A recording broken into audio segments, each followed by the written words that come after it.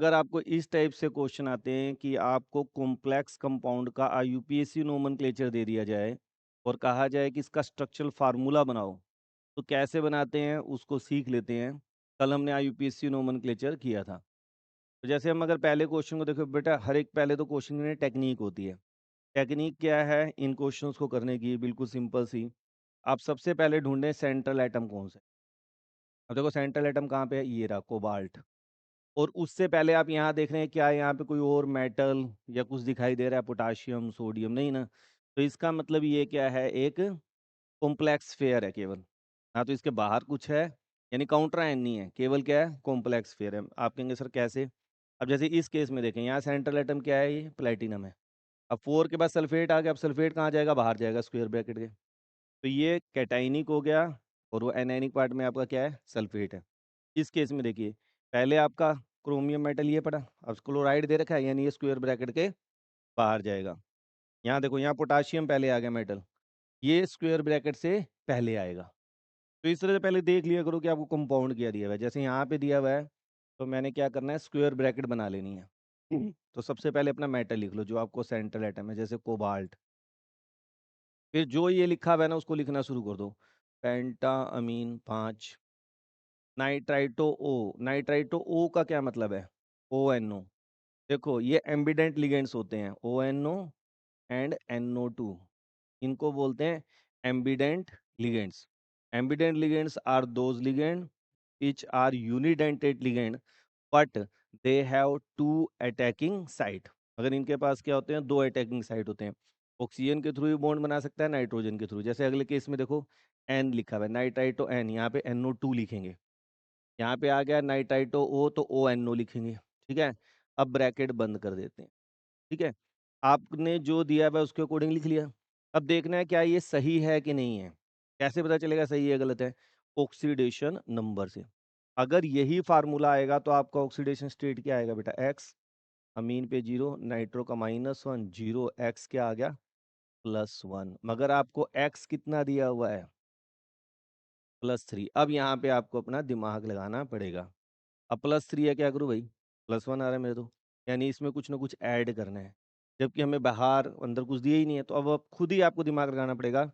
+3 कैसे आ सकता है, अगर यहाँ पे क्या हो, +2 हो। अगर यहाँ +2 होता तो 0 की जगह मैं क्या लिखता, 2, और ये x उधर जाके क्या हो जाता, +3। तो इस तरह से आपको थोड़ा सा IQ लेवल समझना पड़ेगा। अब दूसरी बात, सर अगर मुझे ना इस तरह समझ आ रहा हो, क्या दूसरी कोई टेक्निक है? यस। क्या करेंगे, अब जैसे आपने ये बना लिया कोबाल्ट, NH3 का 5 ONO। अब आपको नहीं समझ आ रहा है यहाँ पे क्या आएगा, मगर यहाँ पे हम क्या मान लेंगे, x। देखो कुछ भी होगा आएगा तो यहीं पे, क्योंकि बाहर होनी चाहिए चीज़, अंदर तो पॉसिबल नहीं है। अंदर जो था वो आपको यहाँ पे लिखा हुआ आ गया। 2 है तो डाई आ गया, 3 है तो ट्राई आ गया। अब जो भी चीज़ है यानी यहाँ पे होगा तो उसे हमने x मान लिया। अब हम इसी कंपाउंड को क्या करेंगे, कोबाल्ट को पुट कर देंगे 3। दे रखा है आपको, अमीन पे चार्ज होता है 0, और इस पे कितना चार्ज होता है, -1, इक्वल टू क्या आ गया, x। यहाँ से x क्या हो गया आपका, +2। तो हम यहाँ पे x की जगह क्या पुट कर, तो जो मेथड आपको इजीली समझ आ रहा है वो आप नोट कर लें। मैं तो डायरेक्ट ही कर लेता हूँ, आप भी डायरेक्ट अगर प्रैक्टिस कर लेंगे तो कर लेंगे। मगर मान लो नहीं आ रहा गलती से, अच्छा थोड़ा सा रुक जाइए, x मान के कर लीजिए, इसमें गलती के कोई चांस नहीं होते हैं। कर लिया, रब कर दूँ, नोट कर लिया, टेक्निक को समझो। तो इस तरह से आपने क्या करना है, इस क्वेश्चन को कंप्लीट करना है। अब अगले क्वेश्चन पे देखते हैं बेटा क्या है। अब अगले में देखिए तो क्या है, सेम वही प्रोसीजर आपने लगाना है। प्लेटिनम लिख दो भाई, Pt लिख दिया।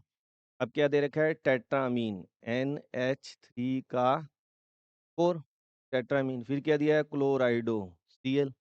फिर क्या लिखा है, नाइट्राइटो N। तो हम क्या कर देंगे, NO2। इन दोनों के अंतर को समझो, पेपर में अगर आपने कहीं पे भी गलत लिख दिया सारा क्या हो जाएगा, गलत हो जाएगा।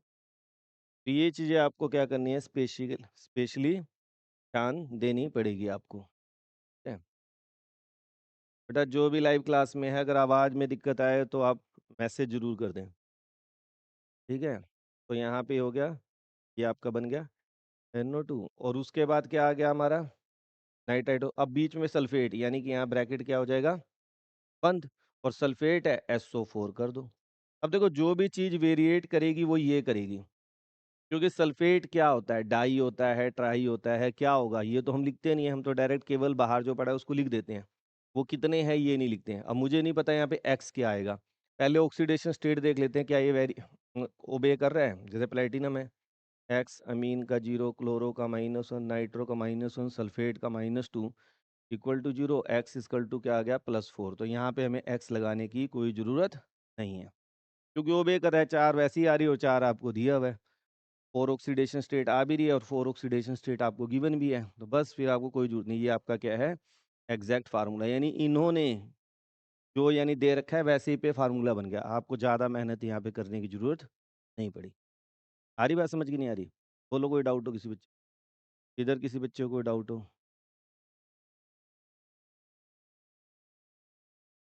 ठीक है, नेक्स्ट क्वेश्चन देख लेते हैं, रब कर दो इसे, यहाँ तक लिख लिया सबने, तो जगह खाली कर लेते हैं। तो नेक्स्ट में देखिए क्या है बेटा, ट्रिस इथेन 1,2-डाईअमीन क्रोमियम, तो मैंने आपको क्या क्या स्क्वायर ब्रैकेट ले लो, क्रोमियम पहले मेटल ले लो, ट्रिस इन का प्राइस, अब इसके बाद क्लोराइड दिया हुआ है Cl।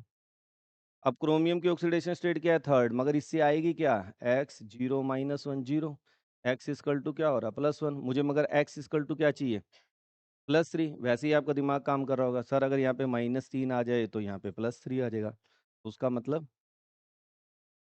कोई एक्स उक्स मान के करने की जरूरत नहीं, हमेशा आपको तो आंसर देना है, सीबीएसई ये नहीं कह रही कि एक्स मान के करो, आपका आंसर मगर से अगर किसी को लगता है डाउटफुल है, यहाँ पे एक्स मान लो, इसको क्रोमियम की जगह क्या पुट कर दोगे, 3 0 equal to 3x, x equal to क्या आ जाएगा आपका, 3 आ जाएगा, ठीक है ना, तो वो पुट कर दीजिए, तो यहाँ पे 3 आंसर आपका आ गया।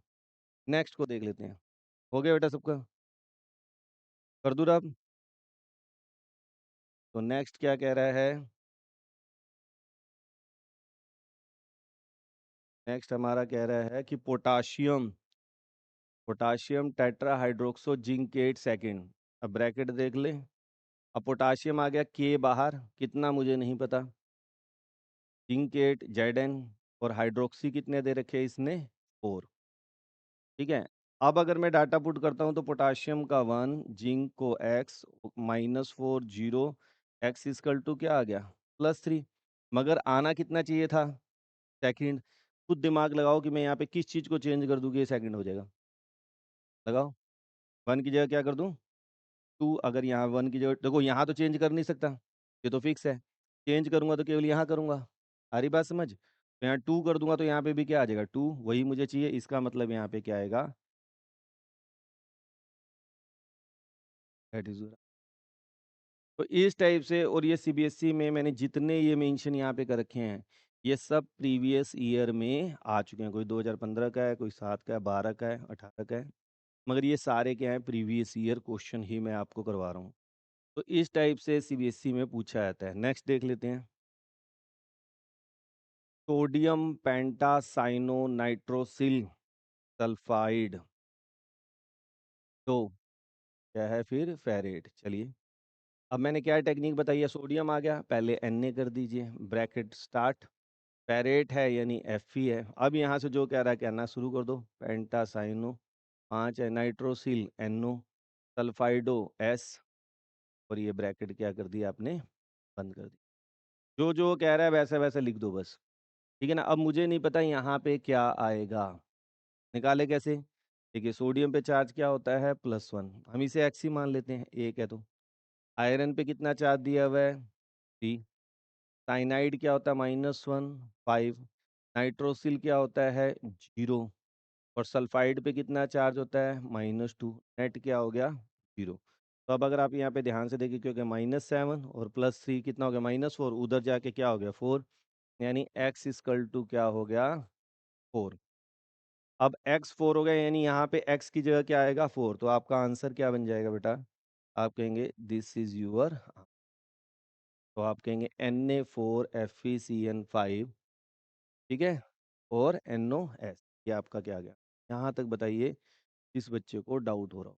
अब कैसे करेंगे, सेम वही, अब कोबाल्ट है, हेक्सामीन NH3 का 6, ठीक है? और यहाँ पे क्या हो गया SO4, ठीक है? अब क्या करेंगे, इसकी ऑक्सीडेशन स्टेट कितनी दी हुई है 3, ये क्या हो गया 0 और यहाँ पे क्या हो गया -2, नेट क्या हो गया 0। x इक्वल टू क्या हो गया -3/-2, ये 3/2 आ गया। अब मैंने फ्रैक्शन में कैसे करते हैं वो चीज़ आपको सिखा रहा हूँ। यहाँ पे क्या था x, ये था, अब x आपका क्या आ गया 3/2। अगर x 3/2 है तो आपका आंसर क्या हो जाएगा, कोबाल्ट NH3 का 6 ट्वाइस SO4 का थ्राइस, ये चीज़ समझने वाली है। अब आप कहेंगे सर ये कैसे हुआ? अब मान लो यहाँ पे क्या है 1, तो 1:x यानी 1:3/2 यानी 2:3, इसलिए आपका फार्मूला क्या बन गया, कोबाल्ट NH3 का 6 2 और SO4 का थ्राइस। तो आपको एक बेसिक कॉन्सेप्ट सिखाने के लिए मैंने एग्जांपल दिया था, साइनाइड के केस में नेगेटिव आ जाएगा, वो नहीं बनेगी बात, तो इसलिए मैंने थोड़ा सा मॉडिफिकेशन कर दिया, ठीक है ना? मैंने आपको वैसे ही कहा था कि रैंडमली मैं यहाँ पे लिख रहा हूँ। तो ये एक अपने आप में डिफरेंट टाइप का फार्मूला है जहाँ पे बच्चे फ्रैक्शन में आ जाता है, और कभी फ्रैक्शन में आ जाए तो आप उसे क्या करेंगे, रेशो में कन्वर्ट कर देंगे। जैसे 3/2 आ गया तो 3/2 का मतलब 2 उधर चला जाएगा, 3 इसके साथ हो जाएगा। तो अगर आपको ये मैंने कहा, आपको अभी थोड़ी देर पहले ही बताया था मैंने कि ये पीक है इसका कॉन्सेप्ट का, नहीं डिफिकल्ट कभी आएगा तो ये ज़्यादा से ज़्यादा आ सकता है, तो वो भी मैंने आपको करा दिया, ईजी से लेके डिफिकल्ट पैटर्न आपको सारे आपको मैंने करा दिए। अब जो हम नेक्स्ट टॉपिक स्टार्ट करेंगे दैट इज आइसो, अब हम शुरू करने जा रहे हैं आइसोमेर। तो नेक्स्ट हेडिंग दे दीजिए।